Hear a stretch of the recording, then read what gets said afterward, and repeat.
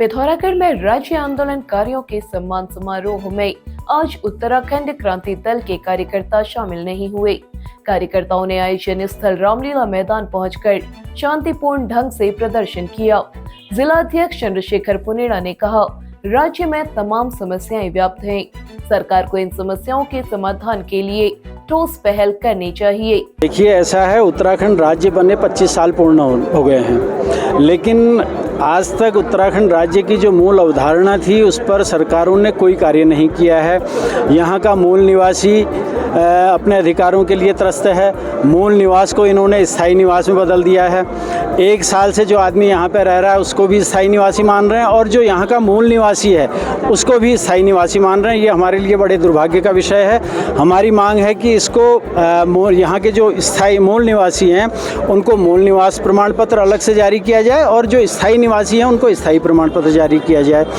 और रोजगार नीति अभी तक इन्होंने नहीं बनाई है। हमें चाहते हैं कि स्पष्ट रोजगार नीति घोषित की जाए, और यहाँ के युवाओं के लिए अलग से स्पष्ट रोजगार नीति घोषित करें जिसमें यहाँ के युवाओं का प्रतिनिधित्व हो। और राज्य की राजधानी गैरसैंण घोषित की जाए। अस्थायी राजधानी इन्होंने बना रखी है ग्रीष्मकालीन। तो हम चाहते हैं कि राज्य के समुचित विकास के लिए स्थायी राजधानी गैरसैंण घोषित किया जाए। और अभी तक 25 सालों में भी कई ऐसे आंदोलनकारी हैं जिन्होंने रात दिन एक कर पूरा समर्पित भाव से राज्य आंदोलन किया, लेकिन अभी तक उनका चिन्हीकरण नहीं हुआ है। हमें चाहते हैं कि उनका शीघ्र चिन्हीकरण किया जाए, राज्य आंदोलनकारियों को राज्य निर्माण सेनानी का दर्जा दिया जाए, और उनकी जो सम्मान राशि है वो लोकतंत्र सेनानी की तर्ज पर कम से कम 20,000 होनी चाहिए, क्योंकि राज्य आंदोलनकारी बड़े फटे हाल में हैं, उनकी आर्थिक स्थिति बड़ी दयनीय है। कम से कम 20,000 की पेंशन उनको दी जाए, और जो अन्य स्रोतों से पेंशन पा रहे हैं राज्य आंदोलनकारी उनको भी ये पेंशन लागू की जाए। उन्होंने उत्तराखंड की राजधानी गैरसैंण बनाने, वास्तविक राज्य आंदोलनकारियों का चिन्हीकरण करने सहित तमाम मांगे उठाते हुए अपर जिलाधिकारी योगेंद्र सिंह को ज्ञापन सौंपा। प्रदर्शन करने वालों में निर्मल चौधरी, हीरा वल्लभ भट्ट, जगदीश कापड़ी, मदन पोखरिया, हेम पुनेठा, राजेश पांडे सहित तमाम लोग शामिल रहे। पिथौरागढ़ में सस्ता गल्ला विक्रेताओं ने आज जिला अध्यक्ष मनोज पांडे की अगुवाई में जनपद पहुंची प्रदेश की खाद्य मंत्री रेखा आर्या से मुलाकात की और उन्हें तमाम समस्याओं से अवगत कराया। उन्होंने कहा, सितंबर माह से हड़ताल पर चले जाने के कारण राशन लैप्स हो गया है। अक्टूबर माह के राशन वितरण के लिए भी 6 नवंबर तक ही पोर्टल खोला गया है। इस कारण राशन वितरण में दिक्कत आ रही है। विक्रेताओं ने मांग की कि सितंबर से नवंबर तक का पोर्टल एक साथ खोला जाए और राशन दिया जाए, जिससे विक्रेताओं और उपभोक्ताओं के बीच तनाव की स्थिति पैदा न हो। खाद्य मंत्री ने इस पर कार्रवाई का भरोसा दिया। देखिए, सस्ता गल्ला विक्रेता हमारे भाई हैं। सस्ता गल्ला विक्रेता सहयोगी है। सस्ता गल्ला विक्रेता कोविड के दौरान में जिस प्रकार से उन्होंने सहयोग किया, जनमानस के बीच में काम किया, वो हमारे लिए अस्मरणीय है। मैं समझती हूँ कि कई सारी चुनौतियाँ निश्चित रूप से समय की टेक्नोलॉजी के साथ में आती हैं। आज हम ई-पॉस मशीन के साथ काम कर रहे हैं, आज हम बायोमेट्रिक मशीन के साथ काम कर रहे हैं। कई चीज़ें भारत सरकार के द्वारा भी कई बार कई सारे संशोधन होते हैं, तो कई चीज़ें जो होती हैं कि हमें भुगतान की एक प्रक्रिया बनाई होती है, हम उस सिस्टम से भी कहीं ना कहीं हमसे कोई चूक भी हो जाती है, तो कई त्रुटियाँ हैं भी और कई व्यवस्थाएँ सही ढंग से चलती भी हैं। उनके भुगतान के संदर्भ में मैं शायद हो सकती हूँ कि मेरी तो हमेशा कोशिश ये होती है कि सस्ता गल्ला विक्रेताओं के इनके संगठनों के साथ में, चाहे अपने पिथौरागढ़ के वाले हों, चाहे अपने पूरे प्रदेश भर के हों, लगातार मैंने कई बार की बैठकें जो है इनके साथ में की हैं। इनकी भावनाओं के अनुरूप जब इन्होंने बैठक करी है, तब तक मैं समझती हूँ कि उन बैठकों के दिए हुए निर्देश के क्रम में, चाहे वो लाभांश का रूप हो, चाहे वो इनका भाड़े का रूप हो, चाहे उनका मूल रूप हो, ये 100% तो नहीं लेकिन लगातार मिलता रहा है। एक दौर आपने ये भी देखा होगा जहाँ पे 1-1 साल 2-2 साल तक चीज़ें रुकी रहती थी। एक दौर ये भी है कि देरी थोड़ी सी हो जाती है, क्योंकि भारत सरकार द्वारा भी पैसा आना होता है, राज्य सरकार अपने संसाधनों से भी जुटाती है। थोड़ी बहुत चुनौतियाँ हैं, लेकिन ऐसा नहीं है कि सालों सालों जो है भुगतान नहीं हुआ है। मैं उनसे अनुरोध करूँगी कि क्योंकि वो बहुत गरीब इकाइयों के लिए काम करते हैं, तो इस प्रकार की उस प्रक्रिया में न जाएँ। हम वार्तालाप करेंगे, हमारी कोशिश होगी कि जल्द से जल्द सब चीज़ों का भुगतान किया जा सके। उन्होंने कहा, सार्वजनिक वितरण प्रणाली को मजबूत किया जा रहा है। डोर स्टेप डिलीवरी शुरू कर दी गई है।